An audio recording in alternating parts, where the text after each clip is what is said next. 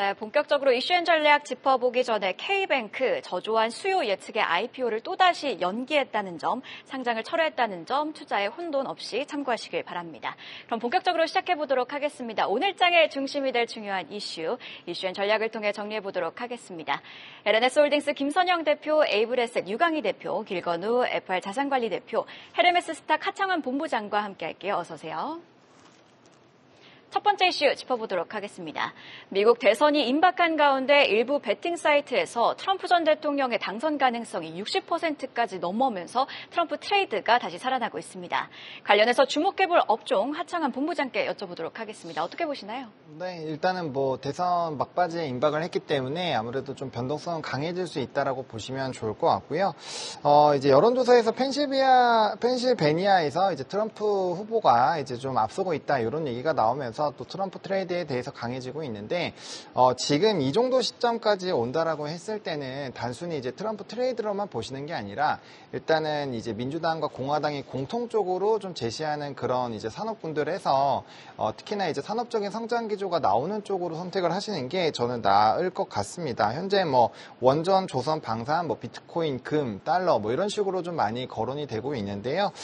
사실상 이들 산업군들 같은 경우는 각각을 좀 뜯어보면은 개별적인 좀 이슈가 있는 상황이거든요. 대표적으로 이제 원전 같은 경우는 최근에 이제 데이터 센터에 대한 글로벌 기업들의 투자가 계속적으로 좀 진행이 되고 있고 전 세계적으로 탈원전에서 이제 원전화로 다시 좀 전환을 하고 있는 상황입니다. 에너지에 대한 수요가 굉장히 늘어나고 있는 상황이고 또 국내에서도 제11차 전력 수급 계획이라든지 이런 이벤트가 있기 때문에 아무래도 국내적으로 이슈가 계속적으로 좀 발생을 하고 있다라고 보시면 좋을 것 같고 심지어 이제 수익성이 악화가 됐었던 원전을 재가동한다라는 이슈로 인해서 컨스텔레이션 에너지라든지 카메코, 뉴스케일 파워 이런 미국의 종목군도 굉장히 급등을 했거든요. 또 우리나라에서도 두산 에너빌리티가 상당히 좀 탄력적으로 움직임이 나타나고 있기 때문에 이런 쪽 같은 경우는 이제 앞으로 데이터 센터 그리고 AI 쪽에 대한 수요가 높아진다고 한다면 아무래도 이슈가 된다라고 보시면 될 것 같고 조선 같은 경우도 지금 이제 중국 쪽에서 1등, 2등 기업이 이제 병합하는 이슈에다가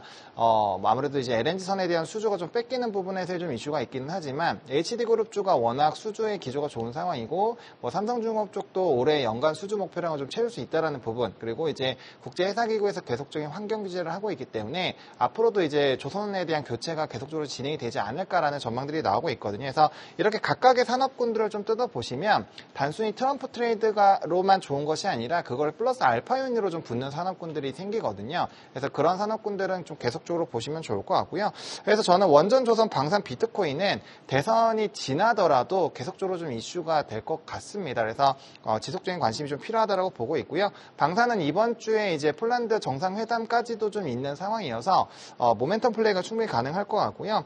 비트코인 같은 경우는 양 당에서도 좀 주장을 하고 있지만 최근에 이제 반감기에서의 주가가 많이 변동이 나왔었던 건 결국에 이제 대량 고래들의 물량이 많이 튀어나오는 건데 최근에 이제 마운트 곡스에서 이제 좀 많이 튀어나와야 되는 물량 자체가 내년으로 좀 연기가 됐거든요. 그렇기 때문에 충분히 이런 정책 발이 아니더라도 공급량이 확 줄어드는 효과가 나타나고 있기 때문에 가격적인 반등이 나올 수 있었던 상황입니다. 그래서 그런 것들을 좀 뜯어보시면은 좀 원활한 선택을 하실 수 있지 않을까 이렇게 좀 정리를 드리겠습니다.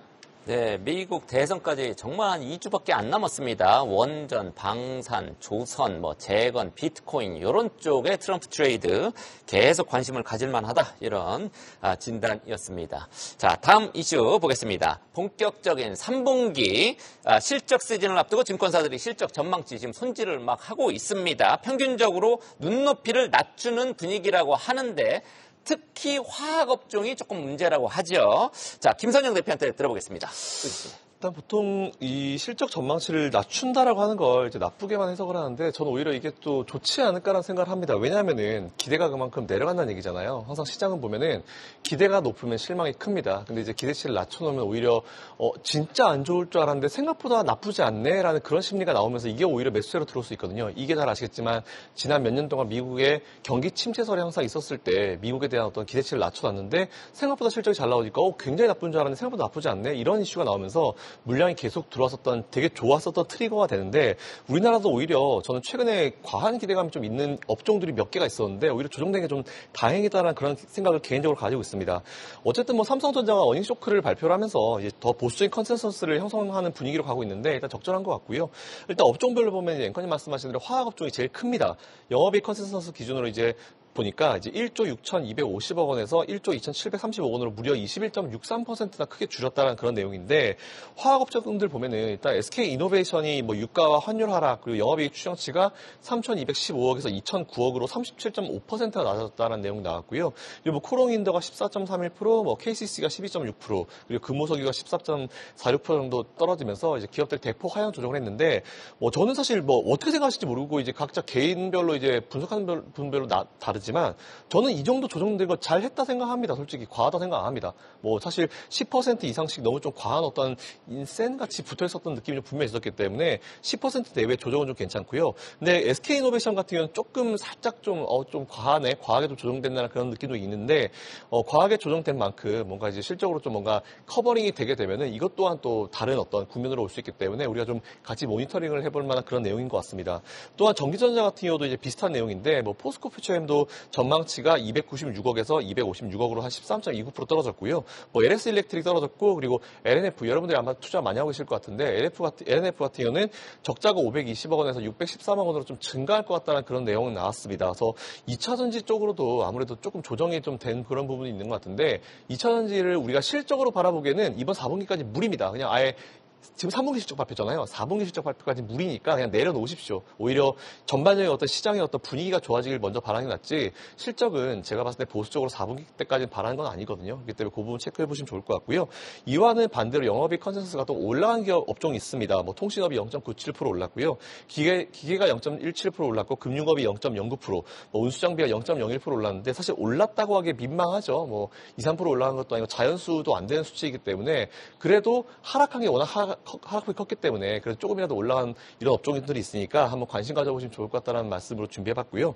이런 가운데 삼성바이오로직스나 LG노텍이 이번 주 23일날 실적 발표합니다. 그리고 SK하이닉스, KB금융, 현대차가 24일날 발표가 나오고요. 신한지주랑 HD 현대일렉트릭이 25일날 실적 발표가 나오니까 이번 주는 미국인지 우리나라든지 똑같습니다. 이번 주부터는 이제 본격적인 어닝 시즌이기 때문에 그날 그주그주 발표된 기업들의 실적 분위기에 따라가지고 분위기가 완전 바뀔 수 있으니까 그거 체크해보시면 좋을 것 같고요.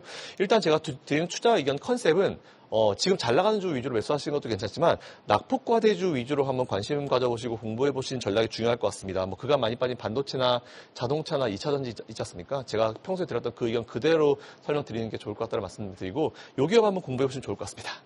네, 실적 눈높이는 이미 많이 낮아진 상황입니다. 이번 주 SK하이닉스와 현대차의 실적이 투자 심리 반전으로 이어질 수 있길 함께 기대해 보겠습니다. 계속해서 소식 이어가도록 하겠습니다. 한화 인더스트리얼 솔루션스의 주가가 이틀 새 16%나 하락했습니다. 자회사인 하나정밀기계를 둘러싸고 노이즈가 발생했죠. SK하이닉스의 HBM용 TC 본더 퀄 테스트를 탈락했다는 보도가 있었고 회사는 이를 부인했지만 주가는 요동치고 있는 상황입니다. 관련된 상황 이번에는 길건우 대표님께 여쭤보도록 하겠습니다. 어떻게 보시나요? 네, 뭐 현대차 증권에서 사실은 그 회사 측에 확인을 안 한 건 맞거든요. 회사 측에서는 SK 하이닉스랑 올해 초부터 사실은 그 TC 본더 장비 관련해서 테스트를 진행하고 있는데 뭐 퀄 테스트 떨어졌다라는 얘기는 사실 무근이고요.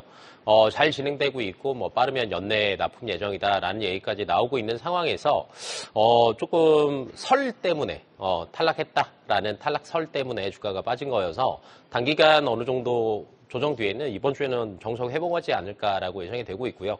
메인 포인트는 이건 것 같습니다. 뭐 이거 탈락했다 아니다를 떠나서 SK 하이닉스가 TC 본더 관련해서 지금 그 납품처를 조금 다변화하려고 하는 움직임들은 계속 보이고 있다라는 거죠. 그러면 이제 기존에 SK 하이닉스, 그러면 TC 본더 하면 한미 반도체 이게 거의 독점 공급이었는데 이 구도가 조금 바뀔 수 있다라는 걸 생각해 보시는 게 좋을 것 같고요. 하나 정밀기계 같은 경우는 사실은 기존에는 그 TC 본더 쪽을 하지는 않았습니다. 시마운터가 이제 주력 제품이었었는데 올해 이제 시설 증설하면서 돈도 많이 투자를 했고요. 인력도 많이 보강을 하면서 꾸준하게 TC 본더 쪽에 대해서 노크를 하고 있다라고 생각을 하시면 되는데 기존의 한미 반도체가 그 2017년도에 SK 하이닉스랑 TC 본더를 공동 개발을 했고요. 그 이후에 거의 독점 납품을 하고 있습니다. 그래서 아마 이번에 3분기 실적 보시면 아시겠지만 TC 본더 쪽이 HBM에서 굉장히 중요한 품목이구나라는 것들을 이제 실적에서 조금 확인하실 수 있으셨을 텐데, 지금 하반기부터 HBM3E가 8단이 아니라 이제 12단이 양산되기 시작을 하거든요. 그러다 보니까 SK 하이닉스 입장에서도 조금 멀티벤더 전략을 취하려고 하고 있다라고 생각을 하시면 될 것 같고, 그다음에 하나 정밀기계뿐만이 아니라 싱가포르의 SAMPT 사랑도 지금 꾸준하게 퀄 테스트를 진행을 하고 있다라는 거 체크해 보시면 좋을 것 같은데, 왜 그러냐면 우선은 8단 관련해서는 한미반도체에서 독점해서 바꾸는 있는데 12단으로 넘어가면서 사실은 적층이 더 늘어나는 거잖아요. 그래서 이제 장비만으로 그 기존의 한미반도체 장비만으로는 조금 한계가 있다라는 얘기들이 나오고 있고요. 무엇보다도 이제 휨 현상이 발생이 되다 보니까 보조적으로 다른 것들을 자꾸 퀄 테스트를 진행할 수밖에 없다라고 생각하시면 될 것 같고, 지금 이제 반도체 시장 관련해서도 내년 전망치가 사실은 HBM 관련해서 빼고 나머지는 그렇게 수요 회복이 더딜 수 있다라는 얘기 계속 나오는 만큼 SK 하이닉스 입장에서도 이쪽에서 이제 수익률을 극대화 시켜야 되거든요. 그러면 장비 공급사가 한 개인 것보다는 여러 군데인 게 사실은 수익률적인 측면에서도 훨씬 더 좋고 납품할 때도 문제가 안 된다라는 관점으로 보신다라고 하면, 사실은 이제 한미 반도체뿐만 아니라 하나 정밀기계가 자회사로 있는 하나 인더스트리얼 솔루션즈 같은 경우에도 뭐 연말이나 내년 초 같은 경우에는 주가가 기존 한미 반도체만큼은 아니더라도 조금 동반 주가 상승이 올 수 있지 않을까라고 생각하고 있어서 뭐 이런 식이 잘 체크해 보시면은 수익률적인 측면에서도 도움되지 않을까 싶습니다. 네, 말씀하신 대로 하나 정밀기계는 지금 상장이 안 돼 있으니까요. 모회사인 하나 인더스트리얼 솔루션즈 투자를 하시면 됩니다. 금요일에 증권사 리포트 때문에 막 난리가 났었죠. 한미 반도체 주가가 하루 동안 10% 넘게 급락하기도 했는데 막 정정 리포트도 나오고, 그거 한번 찾아보시면 좀 재밌을 것 같습니다만, 우리 어찌됐든 이 한미 반도체하고 굉장히 밀접하게 연관돼 있는 SK 하이닉스가 24일에 실적을 내놓습니다. 우리 대표님, SK 하이닉스 실적 어떻게 나올 걸로 보십니까? 당연히 좋게 나올 걸로 예상이 되고 있고요. 사실은 이제 SK 하이닉스 같은 경우에는 지금 엔비디아에 납품을 하고 있는 거잖아요. 그러니까 엔비디아 실적이 좋으면 당연히 좋은 거고, 최근에 이제 블랙웰 같은 경우에도 뭐 1년치 거의 판매 끝났다라는 얘기들도 나왔고, 좀 이제 실적을 좀 엿볼 수 있는 게 마이크론이랑 TSMC 실적에서 조금 엿보실 수 있으셨을 텐데 문제는 없을 것 같습니다. 그래서 이제 뭐 SK 하이닉스 같은 경우에도 저번 주 금요일 날 조금 빠지긴 했었는데 이번 주랑 다음 주에 조금 회복하지 않을까라고 예상이 되고 있고, 관련된 장비 업체들이나 밑에 밸류체인 같은 경우에도 조금 주가는 상승으로 열려 있다라고 생각하시면 될 것 같습니다. 네, 기대해 보겠습니다. 자, 다음 이슈 보겠습니다. 국내 보안업체들 중동 진출의 가능성을 키웠다고 합니다. 중동에서 개최되고 있는 세계 최대 정보, 이미 뭐 끝났습니다. 지난주에 열렸는데 정보통신 전시회 자이텍스 2024라는 행사에 참여를 해서 상담도 많이 진행하고 실제로 계약까지 체결한 사례도 나왔다고 하는데, 관련해서 투자 아이디어를 얻어볼 수 있을지 유광희 대표한테 들어보겠습니다. 네, 말씀하신 것처럼 최근에 두바이에서 자이텍스라는 행사가 열렸는데요. 국내 기업도 다수 참여를 하고 말씀하신 것처럼 계약 성사도 좀 있었다라고 합니다. 아마 자이텍스를 처음 들어보시는 분들도 계실 것 같은데요. 그냥 중동판 CES라고 보시면 될 것 같습니다. 참여국이 한 180개국에서 한 6,700개 기업이 참여를 했는데 우리 기업도 한 12개 기업들이 참여를 했었고, 상담이 한 1,000건 정도 가 진행이 됐다라고 했는데 그중에 직접 계약이 한 건 있었다라고 합니다. 근데 개인적으로는 상담 건수가 꽤 많았기 때문에 여기에 몇 건 정도는 더 추가될 수 있지 않을까라는 좀 기대를 하고 있는데요. 제가 이제 사이버 보안주에 좀 관심을 갖는 이유가, 최근에 전쟁 같은 경우가 하이브리드 전쟁의 양상을 좀 띠는 부분들이 있습니다. 예전에는 전통적인 군사적 방법이 있었다라고 하면은 지금은 군사적 방법에 비군사적 방법을 합쳐서 이런 혼합한 전쟁들을 좀 하고 있는데요. 최근 전쟁인 러시아나 우크라이나 그리고 이스라엘이나 하마스 전쟁 역시도 하이브리드 전쟁의 양상을 좀 띠고 있다라고 보시면 될 것 같습니다. 거기에 이제 북한이나 러시아, 중국 같은 경우도 이제 사이버 공작을 좀 강화하고 있는 추세인데요. 예를 들어서 러시아 같은 경우에는 미국 대선에 개입했다라는 것들은 많이들 아실 것 같고요. 여기에 더해서 최근에 북한의 김숙희 같은 경우에는 독일 방산업체 해킹을 하면서 최근에 뉴스에도 많이 좀 나왔었습니다. UN 보고서를 보게 되면은 북한 같은 경우는 해킹으로 2017년 이후에 암호화폐 한 4조 1,000억 정도를 훔친 것으로 추정을 한다라는 보고서가 나올 정도로 북한에서도 해킹을 상당히 많이 하고 있는 상황인데요. 또 최근 국감에서는 한국은행이 23년 12월에 북한의 디도스 공격을 받았다라고 밝히면서 24년도에 한국은행을 대상으로 해킹 시도가 무려 97건이 있었고 그중에 실제로 피해로 이어질 수 있는 유효 사이버 공격이 한 6건 정도 있었다고 밝혔는데 24년 최근에 또 올해만 해도 한 45건 정도가 있었다고 밝혔습니다. 개인적으로 봤을 때 최근에 전쟁으로 방산주가 급등을 했지만 사이버 보안주 같은 경우는 사실 시장에서 주목을 받지 못한 부분이 있는데요. 24년도 올해죠. 올해 영란은행에서 영국에서 기업을 할 때 가장 어려운 리스크가 뭐냐는 설문조사를 했는데 70%가 지정학적 리스크 그리고 59%가 사이버 공격을 뽑았습니다. 그만큼 기업들이 이제 사이버 위험을 상당히 심각하게 받아들이고 있다라고 보시면 될 것 같은데요. 이렇게 되면서 2032년까지 사이버 보안 시장이 5,600억 달러, 연평균 한 14.3% 정도 성장을 할 것으로 예상을 하고 있습니다. 저희가 자이텍스 관련주로는 지니언스를 좀 볼 수 있을 것 같은데요. 지니언스 같은 경우에는 두바이 신규 사무소를 최근에 개설을 했고 계약 역시 한 400만 달러 정도로 이번에 수출 계약을 체결한 것으로 알려져 있습니다. 여기에 대해서 매출과 영업이익이 꾸준히 좀 성장을 하고 있기 때문에 장기적인 관점에서 사이버 관련주를 보신다라고 하면은 지니언스를 좀 관심 있게 보시는 것도 괜찮을 것 같습니다. 네, 이렇게 성장성이 기대되는 사이버 보안주 주가 추이 함께 지켜보시면 좋을 것 같습니다. 이어서 오늘 아침에 나온 가장 빠른 리포트 확인해보고 오시죠. 박정은 캐스터가 준비했습니다. 오늘 아침에 나온 리포트 정리해드리는 가장 빠른 리포트엔 공시 시간입니다. 이번 주 첫 거래일 실적 시즌이라 발행된 리포트가 많겠지 하고 기대했는데 월요일이라 그런지 지금까지 2개의 보고서가 발행된 모습이었습니다. 먼저 바로 바이넥스 리포트부터 체크해보시죠. 상상인증권은 오늘 바이넥스에 대해 상업용 바이오 위탁 생산, 즉 CMO 기업의 길목에 진입했다며 34,000원의 신규 커버리지를 게시했습니다. 기존엔 의약품 시료 생산에 초점을 뒀지만 내년부터는 상업용 생산이 본격화되면서 매출과 이익이 크게 증가할 거라고 전망했는데요. 미국의 생물보안법 수혜를 간접적으로 받으면서 송도 공장을 업그레이드하고 있고 오송 공장의 5,000리터 라인 가동으로 신규 전력 구매 계약 물량 470억 원이 내년 매출에 반영될 거라고 기대했습니다. 연초 8,000원대였던 주가가 현재 23,000원 내외까지 상승한 가운데 향후 주가 흐름도 긍정적으로 내다본 점 투자에 참고해 보시죠. 이어서 휴메딕스 보고서 체크해 보겠습니다. 하나증권은 오늘 휴메딕스에 대해 영업 관련 주요 이사들이 교체되면서 일시적으로 실적이 부진하지만 4분기부터는 다시 정상화될 거라고 전망을 했습니다. 그러면서 목표 주가 53,000원 투자 의견 매수는 유지됐는데요. 하나증권은 휴메딕스의 올해 3분기 매출을 시장 예상치 473억 원을 하회하는 424억 원, 영업이익은 컨센서스 133억 원을 윗도는 110억 원으로 예상했습니다. 하지만 탑티어급의 주요 팀장급 인사들이 합류한 가운데 러시아와 동남아 등 수출국 확대는 물론이고요. 브라질의 바디필러 수출 시 계획까지 순항 중이라고 진단을 했습니다. 또 휴메딕스가 미국 시장 진출을 위해 내년부터 필러 제품에 대한 미국 FDA 임상을 시작할 예정이고 2026년부터는 CMO 사업과 함께 CDMO 사업 부문에서도 본격적인 매출이 발생할 거라고 기대했습니다. 지금까지 가장 빠른 리포트엔 공시 박정원이었습니다. 네, 계속해서 이슈 이어가도록 하겠습니다. 고려아연 경영권 분쟁이 오늘 또 분수령을 맞습니다.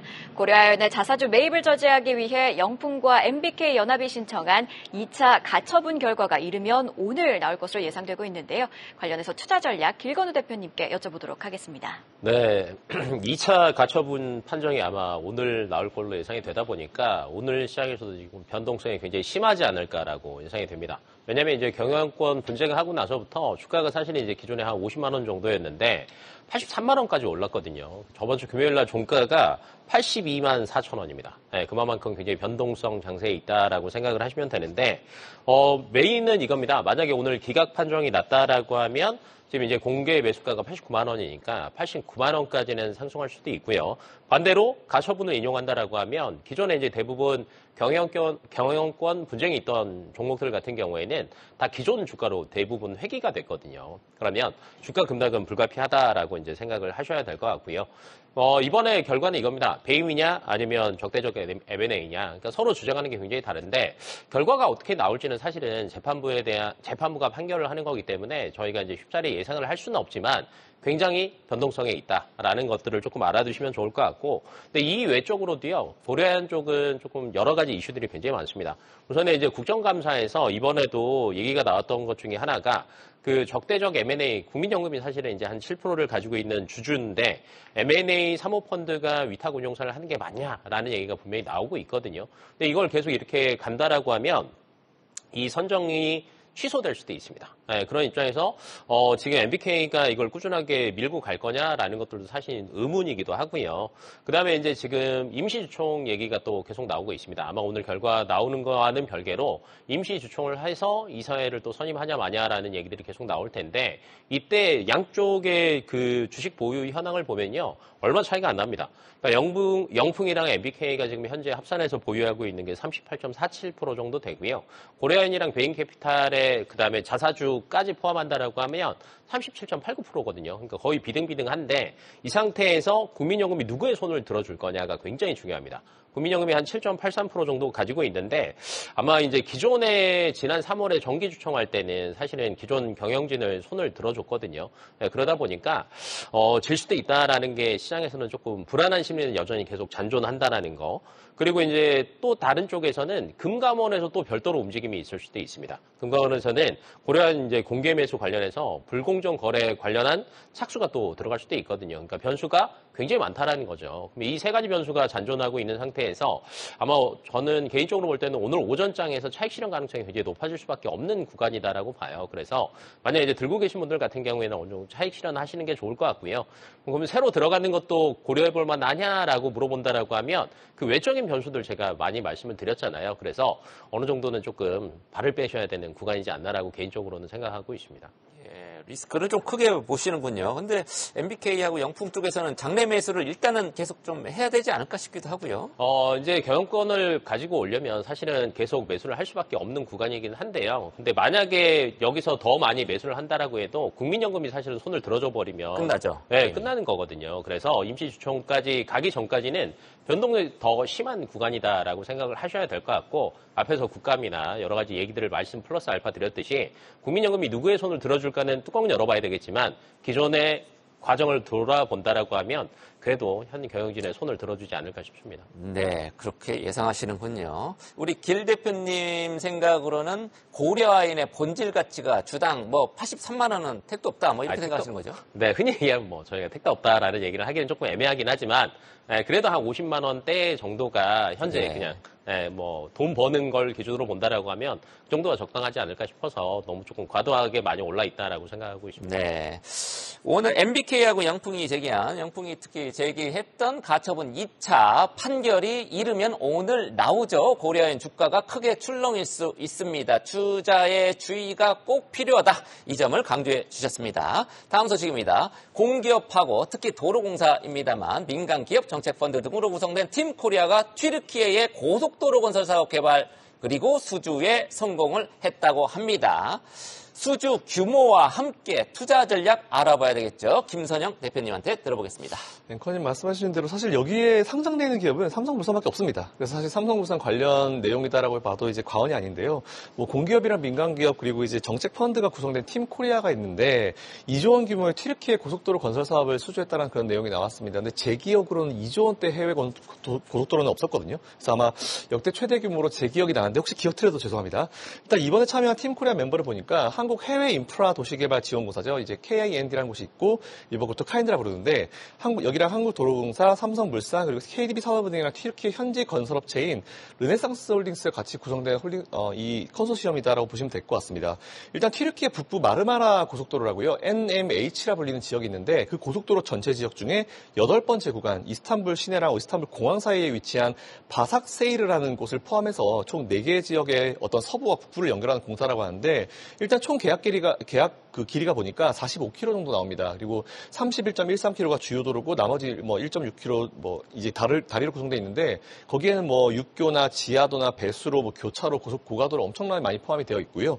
일단 사업비는 총 14억 5천만 유로, 한화로 한 2조 1,580억 원 규모로 이제 아마 최대 해외 고속도로 수주치고는 최대 규모인 걸 알고 있습니다. 근데 문제는 되게 많은 이제 사공들이 있죠. 이에 따라서 이제 뭐 n분의 1 한다 하더라도 그렇게 큰 규모가 떨어질 거다라고 보기엔 좀 무리가 있기 때문에 일단 이거 가지고 뭐 삼성물산이 큰 수주 땄고 뭐 돈 많이 가져올 것 같아서 뭐 이렇게 이해 나오는데 그럴 것 같지는 않고요. 어쨌든 해외 수주를 이어가고 있다는 부분이 제일 포인트니까 이 부분 참고해 보시면 좋을 것 같습니다. 네, 우리 기업의 해외 사업 수준 항보가 계속해서 울려 퍼지길 한번 기대해 보도록 하겠습니다. 흑백 요리사로 글로벌 대박을 기록 중인 넷플릭스가 2002년 상장 이래 역대 최고가를 기록했습니다.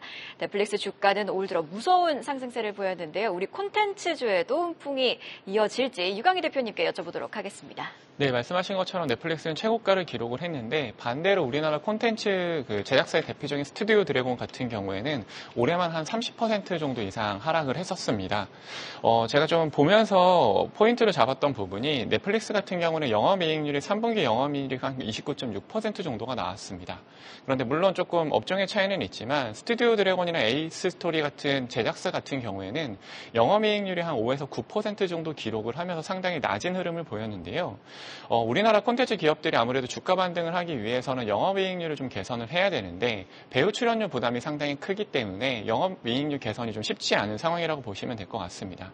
그런데 이렇게 영업이익률이 배우분들의 출연료가 높아지면서 상대적으로 이제 제작비가 많이 올라갔거든요. 이렇게 되면서 반사이익을 지금 일본 쪽에서 얻고 있습니다. 일본 같은 경우가 지금 우리나라 제작수가 좀 많이 줄어들면서 일본 콘텐츠가 성장을 하고 있는 상황인데요. 일본 같은 경우는 우리나라 제작 단가의 한 3분의 1 정도로 알려져 있는데 아무래도 이렇게 제작비가 계속 높게 유지가 된다라고 하면은 글로벌 OTT 같은 경우에는 한국 비중을 좀 줄일 수 있는 부분들이 우려가 될 것 같고요. 그리고 이제 스튜디오 드래곤 같은 경우에는 넷플릭스와 진행 중인 재계약 협상 결과가 상당히 중요한데 아무래도 팔 수 있는 곳이 많아야 협상이 좀 유리한데 현재 이제 디즈니 플러스나 웨이버가 워낙에 좀 구독자 수가 좀 줄고 있기 때문에 이런 부분들이 좀 부담으로 작용을 할 것 같고요. 반대로 이제 티빙이 성장하는 부분들은 조금 긍정적으로 해석을 할 수 있을 것 같습니다. 결국 11월부터 네이버 플러스에서 이제 넷플릭스를 구독할 수 있는 부분들이 생기게 되고 만약에 티빙이나 웨이브 합병이 좀 지체된다라고 하면은 넷플릭스의 독주를 좀 막는 게 어렵지 않을까라는 생각을 하고 있고요. 여기에 대해서 이제 오징어 게임 2가 어떻게 되는지에 따라서 제작사의 좀 추세적인 반등을 기대해 볼 수 있을 것 같습니다. 네, 알겠습니다. 오징어 게임 2도 선전을 해주기를 기대하겠습니다. 오늘 하창원 본부장한테 오늘 개장 전 체크포인트 마지막으로 들어보겠습니다. 네, 일단 미국 증시는 좋았는데 야간 선물 자체가 약보합권이기 때문에 약간 좀 보수적으로 보시는 게 맞을 것 같고요. IMF랑 WB 연차 총회가 이번 주 내내 있습니다. 그러다 보니까 뭐 가상화폐나 STO, CBDC 쪽에 뭔가 이슈가 나오면 변동수가 나올 수 있으니 체크해 보시면 좋을 것 같고요. 오늘 이제 루미르 신규 상장에 있고요. 그다음에 이제 삼성전자 갤럭시 Z 폴드에 대한 뭐 제품 공개가 있습니다. 그래서 그런 것들을 좀 보셔야 될 것 같고, 그다음에 이제 중국에서 LPR이 오전 10시에 되거든요. 그래서 그거는 꼭 중요시하게 보셔야 될 것 같습니다. 자, LCN 전략 네 분의 전문가와 함께 개장 전 꼭 확인해봐야 할 뉴스 체크하고 전략까지 세워봤습니다. 고맙습니다. 계속해서 다양한 경제 이슈를 알고 싶다면 구독과 좋아요, 알림 설정 부탁드립니다. AI 캐스터 권미정이었습니다.